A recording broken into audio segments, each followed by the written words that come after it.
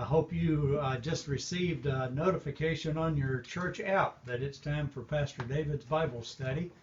That just popped up on my phone a minute ago. We're going to let everybody gather in before we get started tonight, but it's good to be here on a Wednesday night and ready to go with our Bible study. Nancy Hart is watching. Good to have you on, Nancy. I believe you may be the first one, at least the first one whose name popped up. I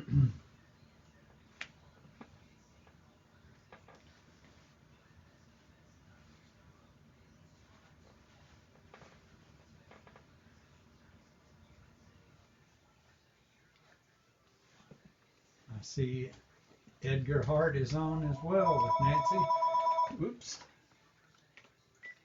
That's somebody wanting to extend the warranty on my car or buy my house, I'm sure. We're getting a lot of those calls lately. Hi, Carol. Good to see you on. Our group is gathering here. Becky, you better come over here and say hi to these folks so they know you're with me tonight. Hey, good to see you. I've got to have my adult supervision here with me to make sure I stay on track. Helps so much to have Becky reading with us. Hi, Greg's on here too. Good to have you, Greg. It is. Hi, Greg. Okay, Becky, that's enough. If I'm not careful, she's going to jump up and wave at everybody whose name I mentioned. Let's do just a few announcements like I always like to do. First is we're just taking in new members left and right. It's kind of neat. Here we are, not able to worship in person, and yet people hear our invitation to join. And as I call people during the week, or they'll hear that on the announcement and call me. And David and Rita, Dan and Rita David joined the church this week. They come to us from Wesley Memorial Church up in Johnson City, a wonderful couple who just moved here, and we're so happy to have them join us. You all know that we're not doing in-person worship now. We had to shut that back down after 3 weeks. The Harvard data on number of cases per 100,000 for Knox, Hamilton County is really high. It's like 33 now, and anything over 10 is not good. So we've shut down our worship. We'll keep monitoring that. Hopefully one of these days we'll be able to go back to live worship. But in the meantime, we're just going to make the live stream the very best that we can. Something brand new starting. We've been doing this for 2 weeks and we weren't ready really to announce it. Hi, Jimmy Ovington on. Good to see you tonight, Jimmy. And Dr. Phillips, good to have you. But we're going to be doing, in addition to live stream, we're going to be doing that 9:30 service live on Facebook as well. We did it for 2 Sundays just to see how it would work, and it's working really well. So we're announcing it so people can plug into that. A lot of people have gotten used to getting it on the live stream by going to our app or our website, but this just gives people another opportunity, another way to view it. Facebook Live may be better for them, so we want to give as many opportunities as we can. And this is the last week of our summer Bible challenge. Hope you're enjoying doing the Bible challenge. This week the scriptures are all about prayer. Here we are Wednesday, so the week's about half over, but the daily devotion scriptures are about prayer. Prayer will be the theme of the sermon on Sunday. It'll be prayer as conversation with God. So I hope you're able to tune in and watch our not just watch our worship service, but worship with us on Sunday morning. It's kind of cool. We'll have, it depends, varies a lot. We may have 300 connections on the live stream at 9:30, but by 2 or 3 in the afternoon, that will have probably tripled. A lot of people tune in and watch worship later on. Maybe they've gotten so we don't like to get up at 9:30 and be there for it live, but it's so good that it's available to us anytime we want to watch it. And a number of people are watching this Bible study later as well. When you're on live with me like this, you can answer questions. Please do. You can make comments. Please do that. But later, when you watch it from the archive, it's kind of a one-way thing. let's get into our lesson. Last week we did Mark 13, and there Jesus was talking about the future. I mentioned last week as we were getting into this that there's something about the way this is presented that makes it difficult for people to understand. For those of you who were on last week, write a comment in. What is it about Mark 13 and Jesus' teachings about the future that make it particularly difficult to understand it, to grasp exactly what Jesus is talking about?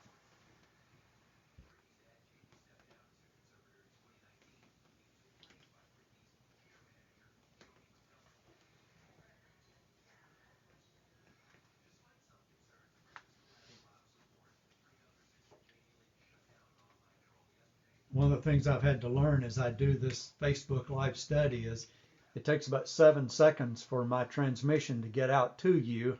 So by the time you hear this, I've been sitting here for 7 seconds waiting for you to give me a comment, and that is so hard for me to wait. If I'm in class live and in person and I ask a question and nobody answers, I just jump in with my answer and keep on going. And I try not to do that with you guys because I have to give you time to hear this and grab your phone or device and do a little bit of typing. But if you can, tell me what it is that makes chapter 13 of Mark really difficult to understand.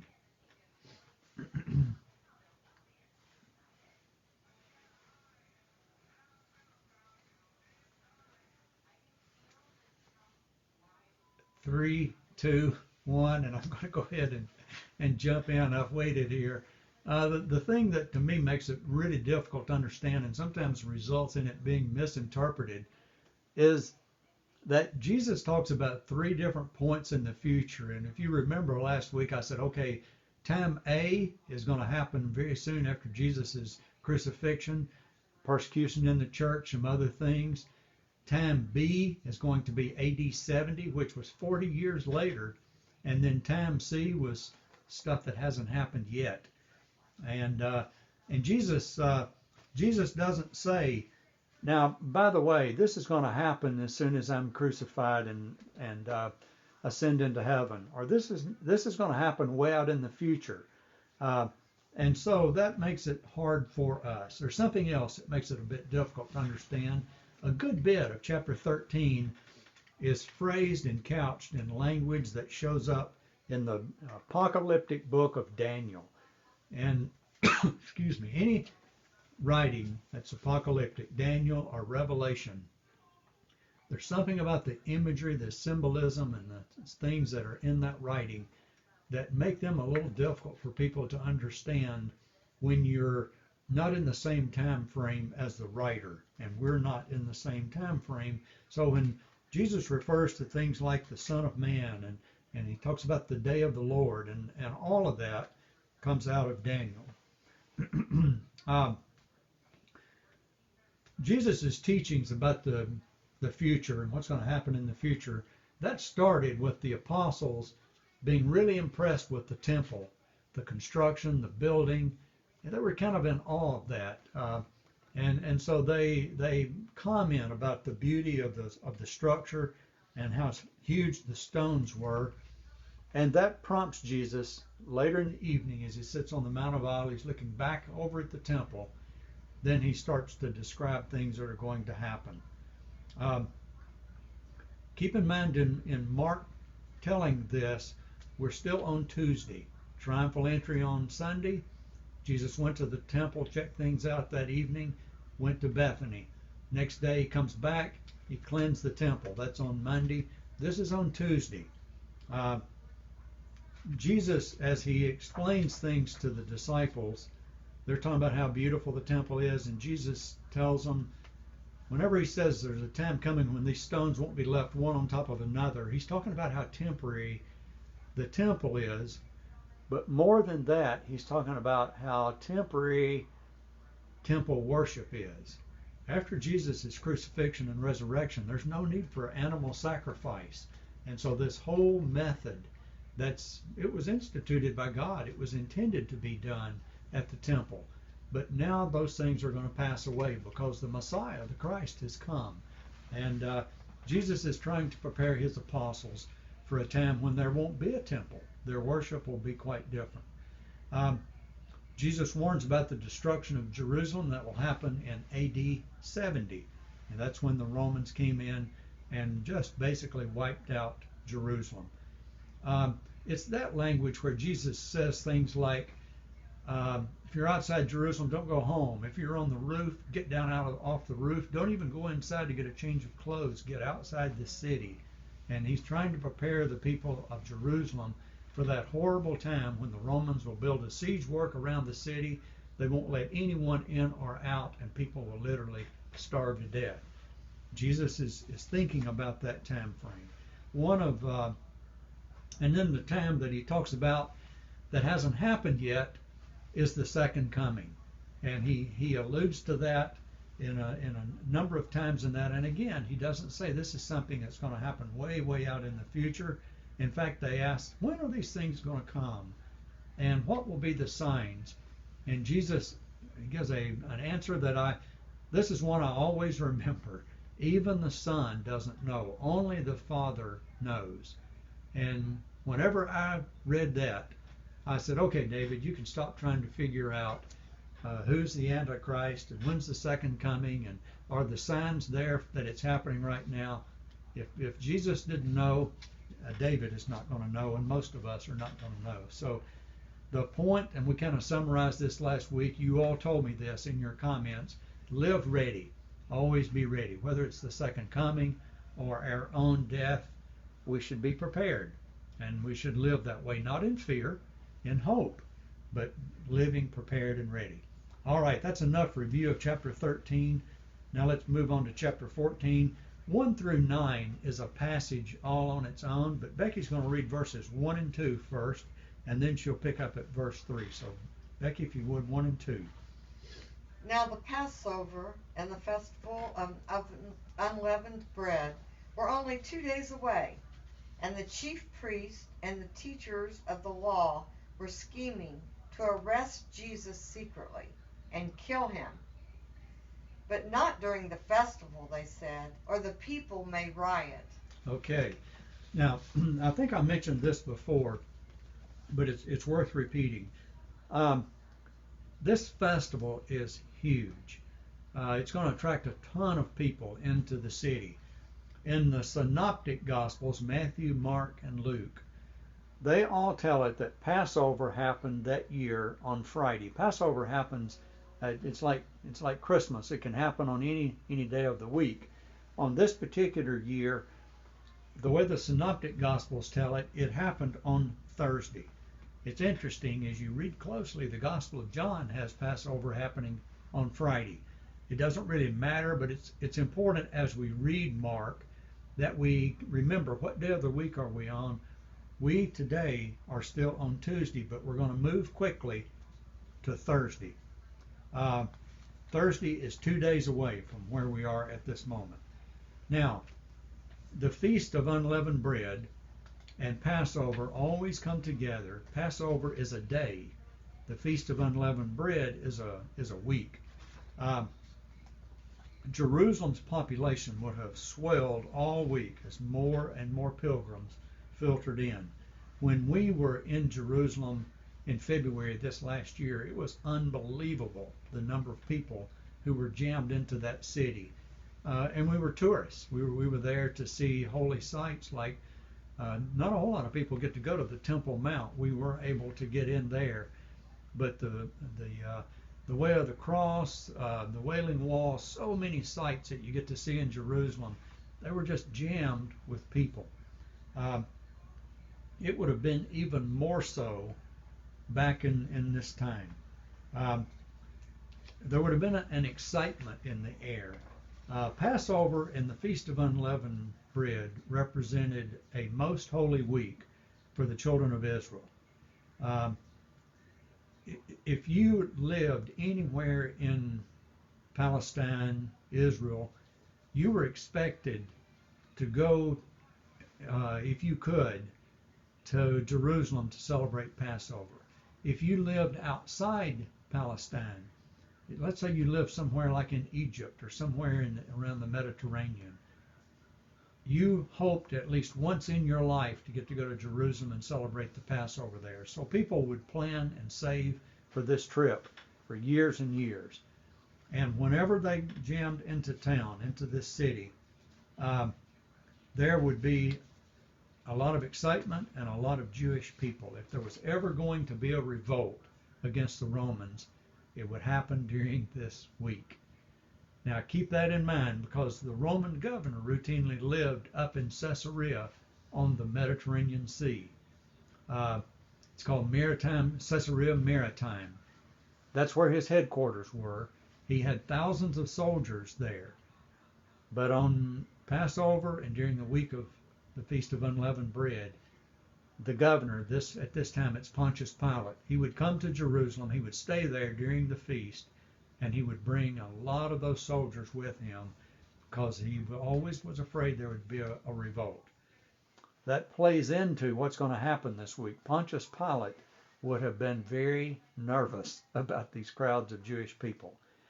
The Passover meal begins it. It was first eaten in Egypt. Remember that? Whenever it was the last of the plagues, that the firstborn child, the firstborn animal of everything in the land would be taken, except God said, I'll protect the children of Israel if you'll mark your doorposts with blood of a lamb that you slaughter tonight, this afternoon, and eat tonight.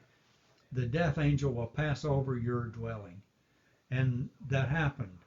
The firstborn of the Israelites were spared.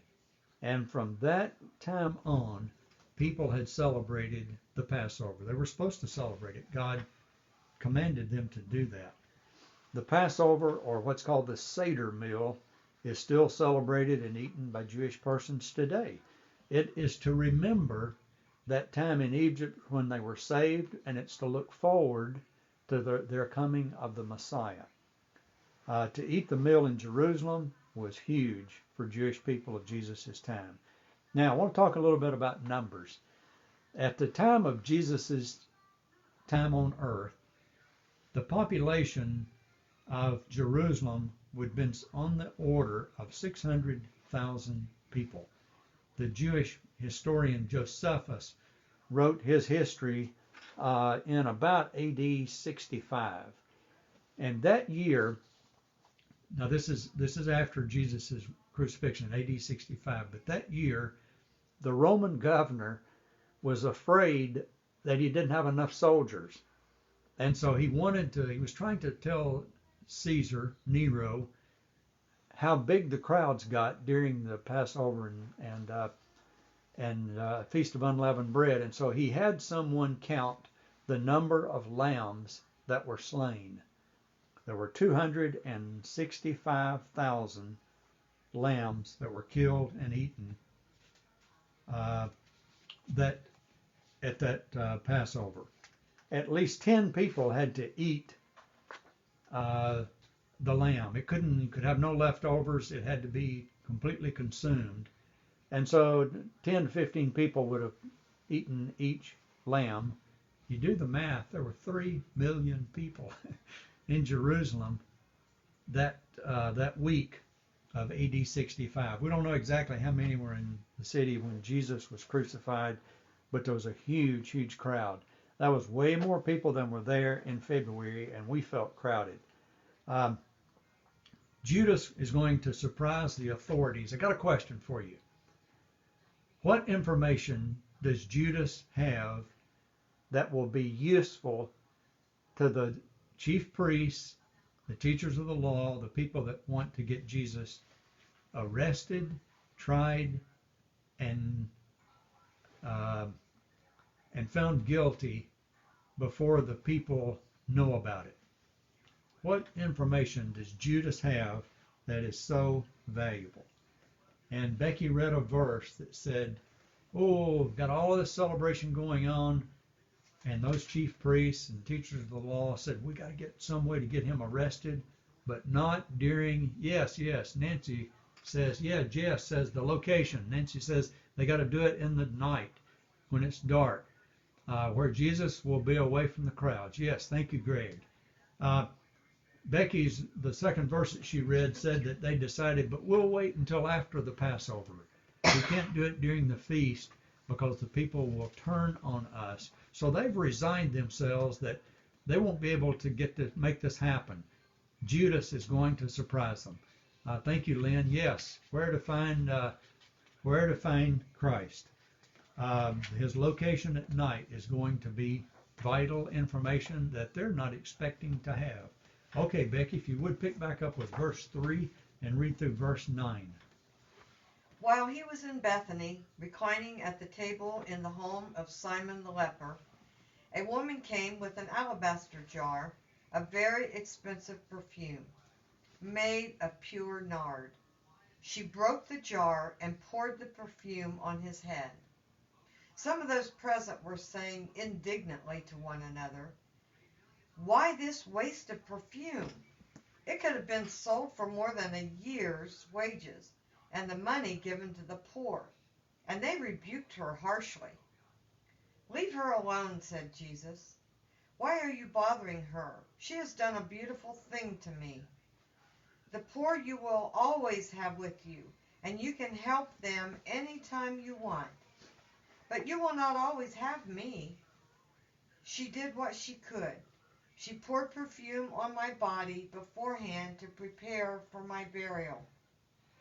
Truly I tell you, wherever the gospel is preached throughout the world, what she has done will also be told in memory of her. Okay, this is Tuesday night. Jesus has gone back to Bethany to spend the night. It's interesting. I've got a question for you. I'm going to do a little talking as you're putting the questions online. What comes to mind when you hear this story?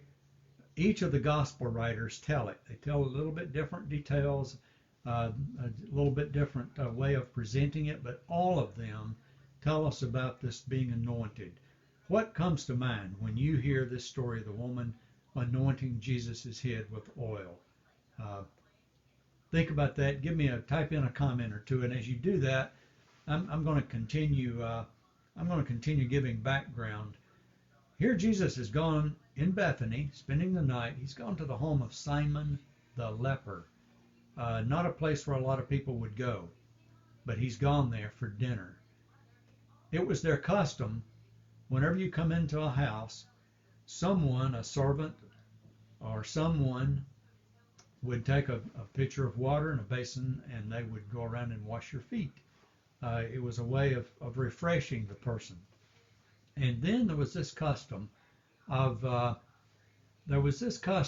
putting just a drop or two of oil on the person's hair and just kind of rubbing it in.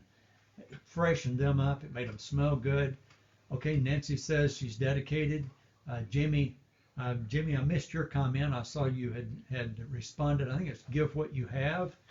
This woman had everything that she had probably has gone into this gift.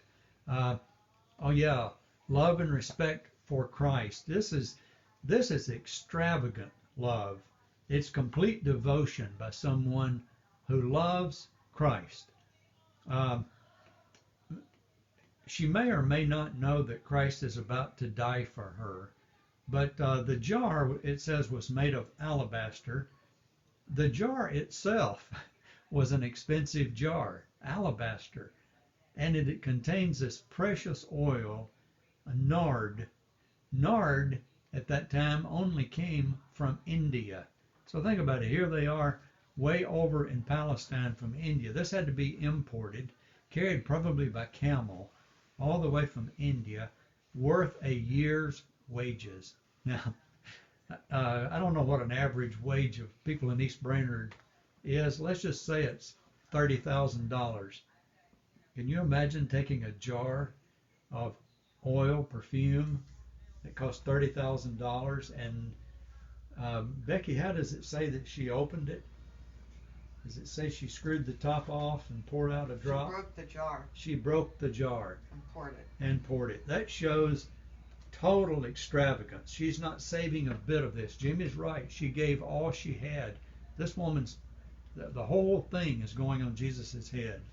I was in Egypt the first time we went to the Holy Land. We went into Egypt first and then up through the Sinai Peninsula. And while we were in Egypt, in Cairo, one night we went to a perfume maker's shop. And it was just kind of a place where it was not where there were not a lot of people there, but my brother John was leading the tour, and he thought we might enjoy going there. It was very interesting because it was a place that sold oil that perfume makers would purchase and make perfume from. And they told us, the bottles were about this tall, tiny little bottles, and they sold for maybe $5 a bottle or 10, I don't remember. But they told us you can't use this directly, it's concentrated. It would be like, excuse me, a jar of nard.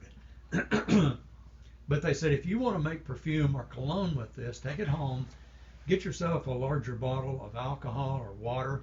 Alcohol works better, and put maybe 3 drops, 4 drops of this into the alcohol, shake it up, put a stopper in that or a good tight lid, and you'll have perfume for a long time. They warned us, don't use this direct. It's way too strong. Of course, I had to try it. And it is way too strong. It's concentrated. This is the kind of stuff that this woman had. She's got pure nard. That custom of putting a few drops on someone's head was to refresh them. This woman broke it. She poured the rest of it on. She is totally exhausted what she's got. I want to ask you something. When you see someone worshiping, maybe they're sitting a few rows over from you, and they're worshiping more emotionally than you're worshiping. Maybe they've got their hands in the air. Maybe they every now and then, this doesn't happen a whole lot at Christ Church, it does every now and then, maybe they're shouting amen occasionally. What do you think when you see someone worshiping with more excitement or fervor than you? What do you tend to think? And we all probably think different things, but help me out here. What comes to mind when you see that? I can remember when we first started having what we called the 11 o'clock rock service, awesome music, a little louder than our contemporary over in the sanctuary. And there used to be this beautiful young woman who would get up and dance. She would spin and twirl, and it's like, wow, look at her worshiping. That was the way she liked to worship. What do we think whenever we see someone celebrating or it's not just worshiping? What if they're giving? What if they're serving in a way that exceeds the way we love? Oh wow, Nancy, yeah, we're getting some good comments here. Somebody said they love God more. Somebody says, and it makes me wish I could feel that free. Somebody says, ooh, that must be a great sermon. Thank you, Jimmy. Or the music must really be beautiful, and it pulls us in. You all are seeing that person as being a good witness, and that's wonderful. That's assuming innocence. I got to tell you, sometimes we look at it and we say, is that for real? Is that valid? Is it genuine? That is being suspicious. The apostles, some of them seeing this woman do this magnificent thing, thought it was foolish. They didn't see the love that she had for Christ. They didn't see the love as much as they saw the extravagance. And they were very pragmatic about it. I'm afraid I might be guilty of saying something like they did. Wait a minute. Take that money. We could have taken that nard and sold it. Remember, it's a person's wages for a year. We could have sold that and we could have fed the poor. Think how much good, quote, good, we could have done with that. Jesus corrects them. He corrects them. Tell us, what does Jesus say to correct them? We could have taken that money, they say. We could have given that to the poor. We could have supported them for some time. And Jesus basically says, leave her alone. Why? Why is what she's done such a good thing, in other words?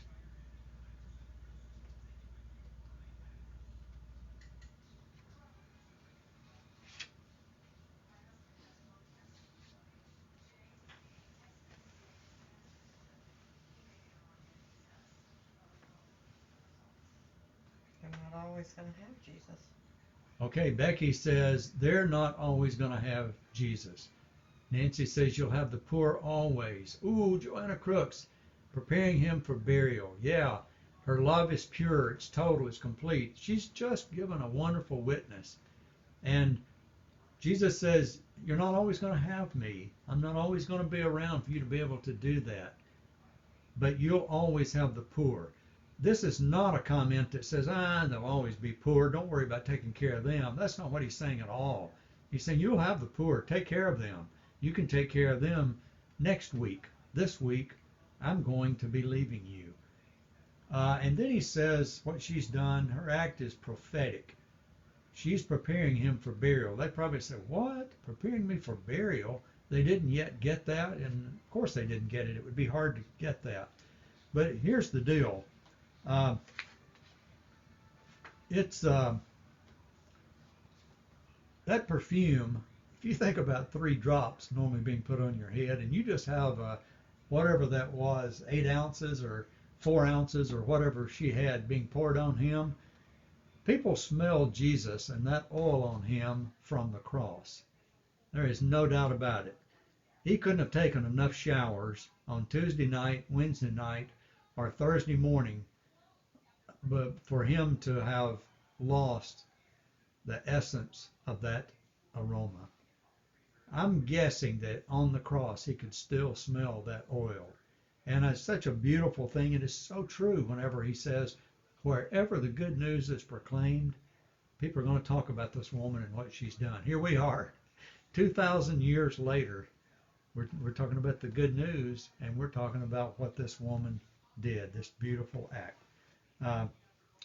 Mark likes to contrast things, and listen how he contrasts that with what happens next. Becky, verses 10 and 11. Then Judas Iscariot, one of the 12, went to the chief priests to betray Jesus to them. They were delighted to hear this and promised to give him money. So he watched for an opportunity to hand him over. 2 very sad verses here. You see how Mark is contrasted earlier in another example of contrast. Mark has been showing about all of these healings, one healing after another. And then he tells about a healing where a man only received his sight partially. And then Jesus healed him the rest of the way. Almost immediately after that, we see the apostles having trouble seeing. So he's contrasting those early healings with full truth and how the apostles only get it halfway. Luke tells this story about Judas going to the chief priests as well. But Luke says Judas went and, quote, consented to hand him over when the opportunity came with no crowds around.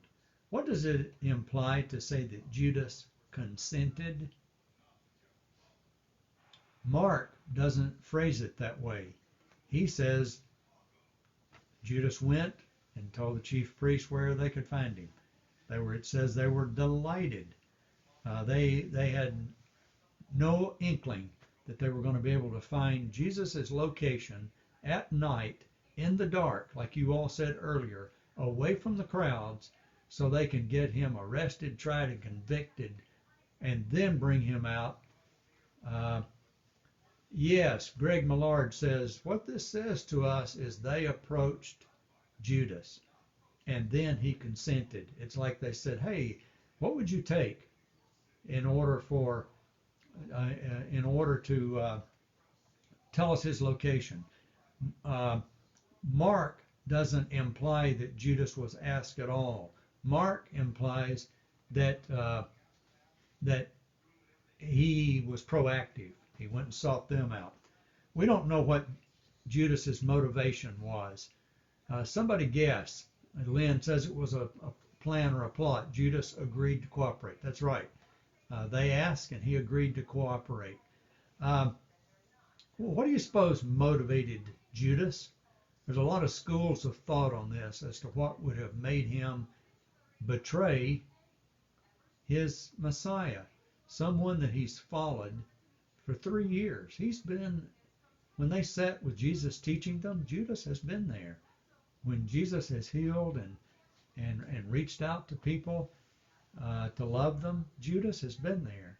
In fact, Jesus went up on a mountainside and prayed all night and came down and selected the 12. Judas was one of them. So what do you suppose his motivation was? Somebody says jealousy. He didn't feel as loved or as important. This puts him out front with people that perhaps he wants to be noted by, these religious leaders. Here's a theory. Judas wanted Jesus to prove who he was. A lot of people who say Judas didn't really want to see Jesus die at all, that he couldn't conceive of Jesus dying. He thought by betraying him, getting him arrested, Jesus would finally declare his power and throw those guys, the Romans, out. Mostly he was avoiding persecution by siding with Jesus' enemies. So that theory is one of being evil. It's along those same lines. In the Gospel of John, John tells us that Judas was the treasurer of the group, and he'd been taking money from the treasury. He was pilfering money. And so John would tell us, or would imply, that Judas did it because he was evil and wanted more money. These 30 pieces of silver was all it took. Whatever Judas's motivation was, I always say that he had a choice.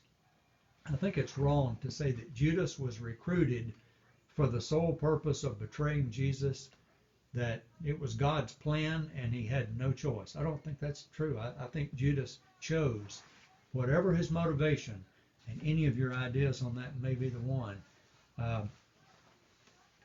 that he chose to betray his Lord. Becky, ready to read some more? Sure. What can you say, right? Mark 14:12 through 16. On the first day of the festival of Unleavened Bread, when it was customary to sacrifice the Passover lamb, Jesus' disciples asked him, "Where do you want us to go and make preparations for you to eat the Passover?" So he sent two of his disciples, telling them, "Go into the city, and a man carrying a jar of water will meet you. Follow him. Say to the owner of the house he enters, 'The teacher asked, where is my guest room, where I may eat the Passover with my disciples?' He will show you a large room upstairs, furnished and ready. Make preparations for us there." The disciples left, went into the city, and found things just as Jesus had told them. So they prepared the Passover. Okay. Jesus died on Friday, so the feast began on Thursday on that particular year. Mark sets the stage telling us, okay, Thursday has arrived. It's the day of what's called the day of preparation. There's a lot of work that's going to go into preparing this Passover meal. Probably the first thing that had to be done after you've got the location, you've got to take a lamb, you got to take it to the temple, and you slaughter it. Now, there would be priests there to help with that. You would basically go hand your lamb to the priest. The priest would take it, cut its throat, bleed it out. The blood would be poured onto the altar. Think about 265,000 lambs being slain at the altar in that year AD 65. That is a lot of lambs. That is a lot of blood. And then the priest would take some of the parts, the innards, and burn them at the altar. And then the carcass would be handed back to the worshiper. It was to be eaten. And so there,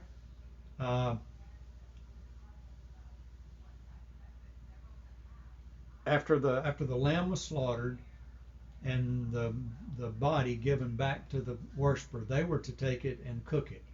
There were rules about how you did this. One of the rules was no bones could be broken in the animal. It couldn't be boiled. It had to be or baked. It had to be roasted, and it had to be roasted outside.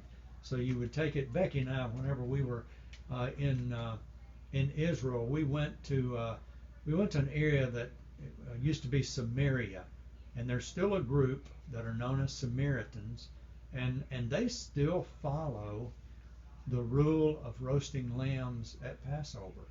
And here we saw all these outdoor ovens where the lambs first are slaughtered, and then they're placed in these ovens to be roasted in accordance with that tradition. It was eerie to see that still. It wasn't Passover when we were there. We didn't get to eat any lamb, but to see how they had everything set and ready to go.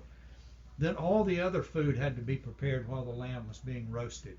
And the items in a Seder meal or the Passover include unleavened bread, wine, bitter herbs to remind you of the slavery in Egypt, eggs, reminding of new life, a mixture of raisin, nuts, and fruit that represented the mortar in the bricks that the Israelites were making, and salt water.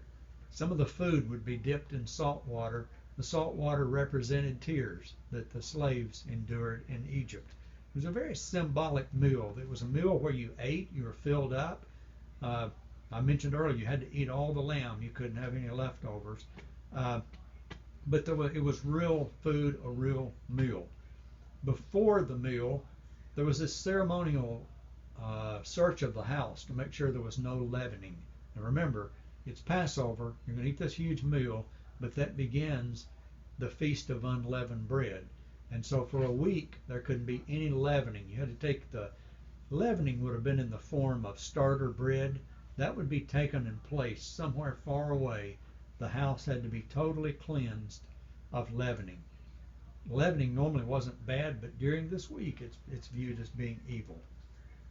What is the significance of Jesus saying, go into town and you'll see a man carrying a jar of water? Read that again, if you would, Becky. What's the significance of Jesus saying that? Go into the city, and a man carrying a jar of water will meet you. Follow him. Say to the owner of the house he enters, where is my guest room, where I may eat the Passover with my disciples? Okay, so this is an upper room. It's a place where Jesus can borrow. Remember, he's not from Jerusalem. He's never lived there. He doesn't have a place to eat the Passover meal. What's the significance of saying you'll meet a man carrying a jar of water? You know, he didn't say you'll meet a man wearing a striped robe. Everybody's wearing a striped robe. Only women. Thank you, Karen. Only women carried water, and they know that. And so this guy's going to stand out in the crowd. Here he's got a jar of water, probably on his head, maybe carrying it in his arms. And that's the signal. Go to him. And I think Jesus had probably arranged to have this place reserved. Becky, if you would, read verses 17 through 26. When evening came, Jesus arrived with the 12. While they were reclining at the table eating, he said, truly I tell you, one of you will betray me, one who is eating with me. They were saddened, and one by one they said to him, surely you don't mean me? It is one of the 12, he replied, one who dips bread into the bowl with me. The Son of Man will go just as it is written about him. But woe to that man who betrays the Son of Man. It would be better for him if he had not been born. While they were eating, Jesus took bread, and when he had given thanks, he broke it and gave it to his disciples, saying, take it, this is my body. Then he took a cup, and when he had given thanks, he gave it to them, and they all drank from it. This is my blood of the covenant, which is poured out for many, he said to them. Truly I tell you, I will not drink again from the fruit of the vine until that day when I drink it new in the kingdom of God. When they had sung a hymn, they went out to the Mount of Olives. Okay, folks, we're not going to go beyond this scripture, but I want to spend just a few minutes talking about this particular passage. I'm a little bit encouraged that these apostles, sometimes showing humility, sometimes not, whenever Jesus says, one of you are going to betray me, they responded by asking one by one, surely not me. Oh man, that shows humility. Remember how James and John had said, how about letting one of us sit on your left and the other one on the right? I think they're showing growth here. It's a healthy thing when we as Christians can say, I'm human. I know I goof up. Surely it's not me. I hope it's not me. We as Christians should always remember our roots in Judaism, and this meal so locks that in. This is a real meal, a Passover meal. But at the end of this meal, he institutes what we call Holy Communion, one of the two sacraments that we practice in our church, baptism and Holy Communion. It's a beautiful act when Jesus took the bread and took the wine, and with the bread says, this is my body, and holding the cup says, this is my blood. The interpretation of what Jesus meant by that has sadly separated the church. After the Reformation had begun and was really well advanced, now there is a Lutheran church in Germany. And in Switzerland, a guy named Zwingli had started a church, and after him, John Calvin, and that was known as the Reformed Church. And Calvin and Zwingli and Luther really looked for a while at coming together and having one Protestant church. But the topic of communion was the one thing that kept them apart. And it really boils down to the meaning of is. Zwingli said when Jesus says, I'm sorry, let's back up. When Luther said, see, he came out of the Catholic Church and he says, okay, when Jesus says, this is my body, I don't think the bread turned into his body, but I think Jesus is physically present in it. Zwingli said, oh no, he's not. There's nothing physical there at all. Whenever he says, this is my body, his body was still intact. He's just saying it symbolizes. Calvin came along later and says, well, he's really there, but it's a spiritual presence. And that's what we in the Methodist Church hold to. Not that we're Calvinist, but we say, yeah, he's really present, but it's a spiritual presence. It's sad that the disagreement over Christ's presence in communion would separate Christians. One thing that should really pull us together. I had a professor down at Candler in my course of study. I'll never forget the way he put it. He says, when people ask Methodists, what do you believe about the presence of Christ in communion, you can answer that by saying, we believe more than the Baptists and less than the Catholics. And what he meant by that is, and the Baptist Church tends to teach that the elements are mere symbols. Christ's presence is only symbolic. The Catholics teach that it's not symbolic at all. It really is the body and blood. And he goes, Methodists are in the middle of that. We don't think it's the body and blood. We think it's more than a symbol. We say Christ is spiritually present at the table. And it also looks forward to the final meal together. Folks, it ends there by saying, after they'd sung a hymn, part of their worship, isn't that a beautiful thing? They knew those psalms by heart. Most of the psalms were written to be put to music. They sang a hymn, a psalm more than likely, and then went out to the Mount of Olives. The plan was to spend the night there. Crowds are gathered in. Lots of people kind of camped out on the Mount of Olives. This night Jesus is not going to go to sleep this night. He's going to be arrested. Now, chapter 14 is long, and it goes all the way down to Peter's denial. We got halfway through tonight. Next Wednesday, we'll finish up with chapter 14.